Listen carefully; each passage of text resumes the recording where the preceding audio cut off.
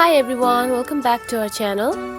If you are looking to delete LinkedIn from your iPhone, whether it's because you're taking a break or just cleaning up your phone, you're in the right place. In today's video, we will walk you through how to delete the LinkedIn app from your iPhone in just a few easy steps. So let's get started.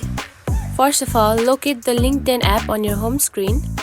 Once you have found the LinkedIn app, you are going to press and hold the app icon for a couple of seconds. Now here you will see a menu pop up. On this menu, tap where it says Remove App. Now you will see a confirmation message asking if you want to delete the app. Just tap on Delete App. The phone will ask for your confirmation once again. Now tap on to Delete. This will remove LinkedIn from your iPhone entirely. And that's it. The LinkedIn app is now deleted from your iPhone. You will no longer see the app on your home screen. If you ever want to reinstall LinkedIn later on, simply go to the App Store and download it. If you found this video helpful, don't forget to like and subscribe for more tips. Thanks for watching.